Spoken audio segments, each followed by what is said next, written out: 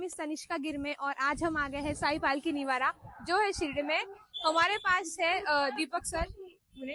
So ये हमें बताएंगे आज साई पालकी निवारा में क्या क्या फॅसिलिटीज है और चलो जानते हैं इसके बारे में और सो लेट्स गो। तर दीपक दादा मला सांगा साई पालकी निवारा आहे का एक्झॅक्टली, कारण जे आपले नवीन वॉचर्स आहेत त्यांना माहित नाही की जागा एक्झॅक्टली काय, तर तुम्ही काय सांगता या जागेबद्दल? भक्तांसाठी निःशुल्क सेवा म्हणून याला उघडण्यात आलं होतं. जे पदयात्री येतात त्यांना आपल्याकडे राहण्याची आणि याच्यामध्ये ग्रीनरी खूप चांगली घेतली. आज ही उन्हाचा एवढं तापमान टेम्परेचर पण इथे जाणवत तुम्ही बघा हो हो काही बरोबर. जाणवत जवळ 10% 15% इफेक्ट जाणवत आहे. हा, हा. आणि मग पुढे जाऊन पक्षी करे मागे ते फ्री ऑफ कॉस्ट ठेवलेलं आहे. एक हम्म. गोशाळा आहे. बैल असतात ते म्हातारपणी त्यांचं जर दुसरीकडे दुसरी ठिकाणी नाव देऊ म्हणून आपण ती हम्म. गोशाळा उघडलेली आहे. त्या गोशाळेमध्ये आमचा सांभाळ करतो. कोणाला द्यायचं असं आपण निश्चित घेतो ते. आणि त्याचं पूर्ण जेवढं होईल तेवढं आमच्याकडे चांगलं बेटर करतो डॉक्टर ट्रीटमेंट वगैरे. Okay okay. तर एंट्रन्स मध्ये गणपती बाप्पाची अशी छान एक मूर्ती आहे, तर याबद्दल तुम्हाला तुमच्याकडे काय म्हणणं? ते एक ब्लॅक स्टोन येतो आणि तो कर्नाटकवरून मागवलेला आहे. आणि त्याचं असं आहे की जमिनीच्यापासून ते आपण तयार करतो ना, हा, ते हा. हा पालखीवर इथूनच असतो. अच्छा ओके, म्हणजे इथून मेन सुरुवात होती पालखी निवाराची. स्टार्टिंगला आहे. ओके. सो आता आपण आलो आहे साई पालखी निवाराच्या मेन ऑफिस मध्ये. मेन ऑफिस मेन ऑफिस आणि भक्ती भक्ती निवास. ओके.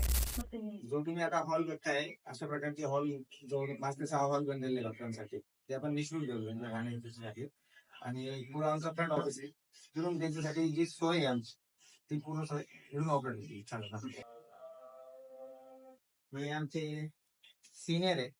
हे पूर्ण पालख्यांची जेवढी सोय आहे ही सेवा भावी मनापासून खूप चांगली करतात. त्यांचं खाणं असो राहणं असो त्यांचं येण्या जाण्याचं काही शेड्यूल आहे ते पूर्ण हे करतात. ओके. सर तुमचं नाव काय? दीपक पट. मी एक क्वेश्चन विचारू इच्छिते की किती वर्षांपासून इथला जी काय प्लेस आहे जवळजवळ 26 वर्ष झाली आम्हाला. आम्ही हळूहळू डेव्हलप करायला गेलो, तसे डेव्हलप झालं तसं प्रोव्हाइड करायला लागलो. आणि आताच्या परिस्थितीमध्ये आम्ही किती 6,000 10,000 लोक आम्ही तरी आम्ही त्यांची पालखीची राहण्याची जेवणाची झोपण्याची व्यवस्था करतो. ओके. आणि ही व्यवस्था तुम्ही काय कुणाकडून फंडिंग येतं किंवा पैसे येतात की फ्री ऑफ नाही, फंडिंग वगैरे अशी घेत नाही कोणी. भक्तांकडून आलेले डोनेशन आहे त्याच्यावर नेमके ट्रस्टी आहेत. याच्यामध्ये त्यांचं भेटलेलं भरपूर प्रेम बघायला मिळतं. मी काउंटायचं दिलं.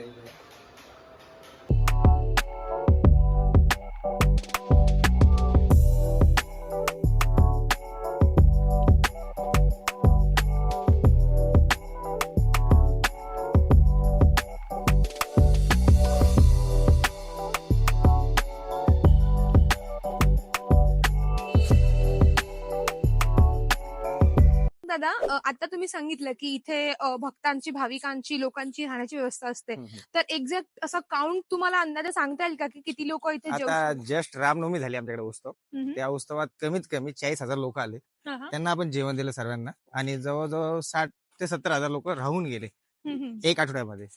अरे वा. ओके. तर काउंट तर भरपूर मोठा आहे. खूप छान इथे सेवा करता तुम्ही. तर आता आपण इथे निवास बघितला, तर हो. आता आपण कुठे चाललोय? आता आपण एक आम्ही पक्षीघर बनलेलं आहे जे हा. आपल्याकडे भाविक येतात, हा, हा. जे इतर लोक येतात, घेतलंय ना आम्ही. टुरिस्ट असतात, भाविक असतात, पाहणारे असतात, हा, हा. गावकरी मंडळी यांच्यासाठी एक रमणीय स्थळ मुलांना तिथं थोडा वेळ ते घालवतील अशी जागा बर्ड झोन आहे. ओके फिश ॲक्वेरियम आहे तिथं. ओके.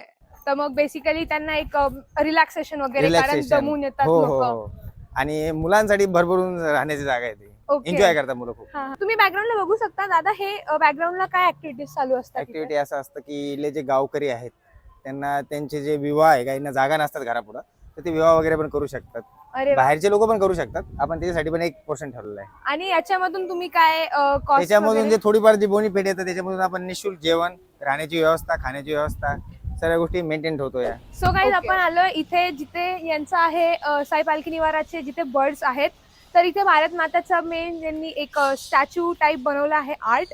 मोटिव्ह असं आहे की आपण इंडियन आहेत हे प्राऊड असलं पाहिजे. मुलं जाऊन जे मुलं असतात शाळेचे ती भारत माता ऍक्च्युअल मध्ये खूप कमी बघायला पाहिजे हा, हा. लावलेलं आहे ते. Okay okay. आणि इथे किती पक्ष्यांच्या प्रजाती आहेत, लाईक एक अंदाज तुम्ही सांगू शकता? 100च्या वरतीच असतील.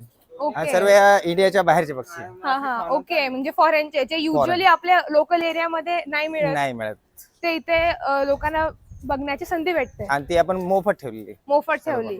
हा हा. याच्यामध्ये ब्रीडिंग केली जाते. हे सर्व फॉरेनर पक्षी आहे. शिपिया हे इडले शिपाई आहे. वाव ते मोठे पोपट तिथे 1.5 लाख रुपये कॉस्ट आहे. वाव. तर आपण आलो इथे फिश ॲक्वेरियमला.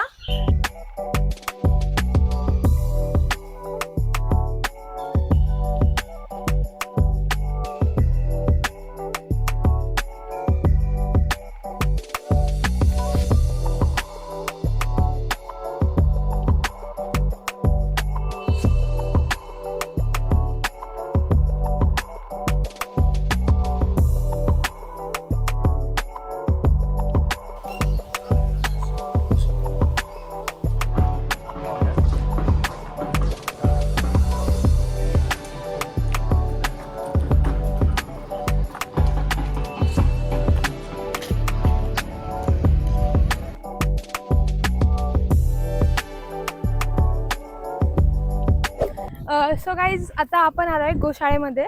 तर आपण तुम्ही बघू शकता इथे छोटे छोटे वासरू आहेत. आपण दीपक दादांना विचारू इथे दीपक दादा इथे कशी व्यवस्था आहे, काय इथे गायांची कशी काळजी घेतली जाते?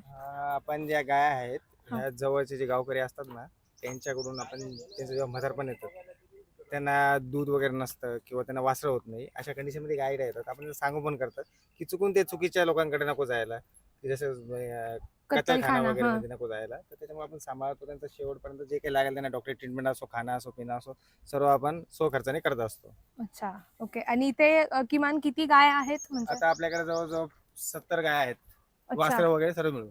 अरे ओके. बघू शकता तुम्ही. याच्यात काही हे चेन्नईच्या गाय आहेत, काही आपल्या गावकरी गायात पण आहे. म्हणजे आपण ते शोधून आणत नाही किंवा आपण ते विकत घेत नाही, आपल्याकडे जे आलं ते. म्हणजे मेन बैल का ठेवलेत कारण की हा बैल याच्यामुळे घेतले जातात ना की त्याच्यामधून ब्रीडिंग वाढू शकते, वासरं येऊ शकतात आणखी. आता तुम्ही वासरं बघितले का 8-10 वासरं असतील तर हेच मग असं वाढत चालतं ना. ते गोशाळा मोठी होत ट्रॅक्टर जाते. आली तेव्हापासून बैलांची काम संपले त्यांना लांब ठेवतात तर मग आपण त्यांना सांभाळतो. विकून टाकतात. चुकीच्या ठिकाणी नको जायला, मग आपण त्यांना सांभाळतो. बाजूला एक शेत आहे त्याच्यामध्ये आपण चारा वगैरे पण केलेला आहे यांच्यासाठी. काही जे लागतं ते काही थोडं विकत आणतो आणि थोडंफार इडून पण घेतो. त्याच्याने काय होतं की एक पैसा कमी लावून यांचं पोट भरतं चांगलं. तर दीपक दादा थँक्यू सो मच. तुम्ही आम्हाला एवढी सगळी माहिती दिली. आमच्या चॅनल थ्रू मी साई पालखी निवारा हे जागा आहे काय नेमकी, म्हणजे नुसतं फिरण्यासाठी नाही तर एक एक्सपिरियन्स घेण्यासाठी, एक आपण अनुभवासाठी आपण येऊ शकतो.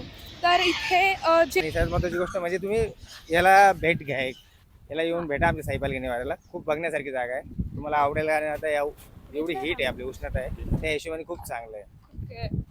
तर थँक्यू दीपक दादा वन्स अगेन सो मच. तुम्ही आम्हाला एवढी माहिती दिली त्याबद्दल. चलो गाईस देन आपण भेटूया नेक्स्ट व्हिडिओमध्ये.